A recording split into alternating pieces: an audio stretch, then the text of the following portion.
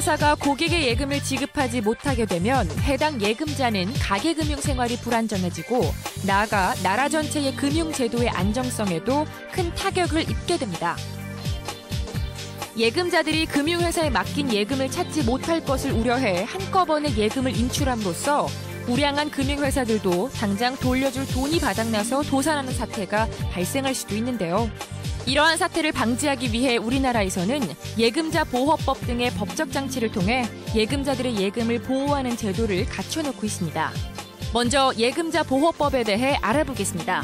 저축은행 7곳이 전격 영업 정지됐습니다. 부실 저축은행 4곳에 대해 영업 정지 결정이 내려졌습니다. 지난해 9월 상호저축은행의 대규모 영업 정지가 일어나면서 많은 예금자들이 예기치 못한 피해를 입는 등 사회적 혼란이 발생했는데요.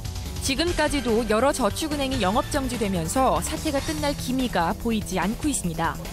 이자를 가지고 생활하는 사람들이 그 생활하는 사람이 어떻게 하겠습니까? 병원도 못 가고 이러면 부담입니다. 아이고 딸 치울 기라고 목도 많이 잔치하신다고? 예, 그럼 잔치할 기라고 좀 괜한데 이래 터지 보면 은행 등의 금융회사가 고객의 예금을 지급하지 못하게 되면 해당 예금자는 가계금융생활이 불안정해지고 나아가 나라 전체의 금융제도 안전성에도 큰 타격을 입게 되는데요. 이런 사태를 미리 방지하기 위해 예금자 보호법 등의 법적 절차가 마련되어 있습니다. 다수의 소액 예금자를 보호하고 부실 금융회사를 선택한 예금자에게도 일정 부분 책임을 분담하는 예금 보호 제도가 있는데요.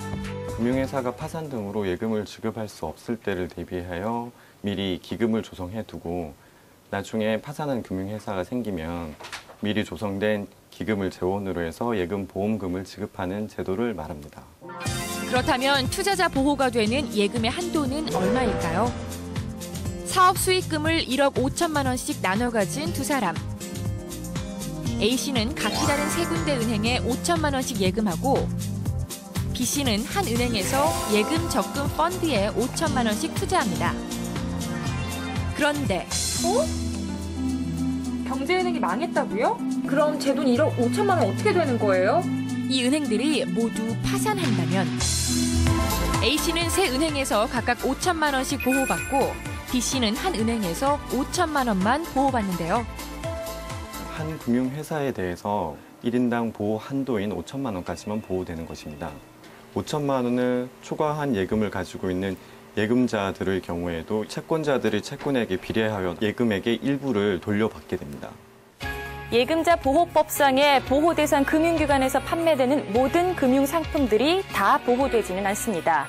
안전성보다 수익성에 초점을 맞춘 원금이 보장되지 않은 투자 상품들은 예금 보호 대상에서 제외된다는 사실 꼭 기억하시길 바랍니다. 예금자 보호제도는 보험의 원리를 이용해서 예금자를 보호하고 있는데요. 예금보험공사는 평소에 금융회사로부터 예금보험료를 받아 예금보험기금을 적립했다가 금융회사가 예금을 지급할 수 없게 되면 해당 금융회사를 대신해 일정 금액의 한도 내에서 예금보험금을 지급합니다. 그렇다면 어떤 예금이 보호되는 걸까요? 정부는 예금자 보호법에서 정한 금융상품에 가입한 금융소비자를 보호하고 있는데요. 은행, 생명보험회사, 손해보험회사, 증권회사, 종합금융회사, 상호저축은행은 예금자 보호법상 보호 대상 금융회사입니다. 농협과 수협의 지역조합, 신용협동조합, 새마을금고는 예금보험공사로부터 보호를 받지는 못하지만 관련 법률에 의해 업계 자체적으로 기금을 적립해 예금자 보호를 위한 장치를 갖추고 있습니다. 예금자 보호법상의 보호 대상 금융회사에서 판매하는 모든 금융상품이 보호 대상인 것은 아닌데요. 예를 들면 예금보험 가입 금융회사라 하더라도 운용 결과에 따라 이익이나 손실이 투자자에게 귀속되는 수익증권, 실적 배당형 신탁 등은 보호 대상에서 제외됩니다. 보험금 지급 절차는 어떻게 될까요? 예금보험금 지급 결정이 되면 보험금 지급 공고가 되고 이후에 예금과 대출 등을 확인한 후 지급액이 확정되는데요. 대행기관을 통해 예금보험금이 개인에게 지급됩니다. 이때 유의할 점은 보험금 지급 개시일로부터 5년이 지나면 소멸된다는 것.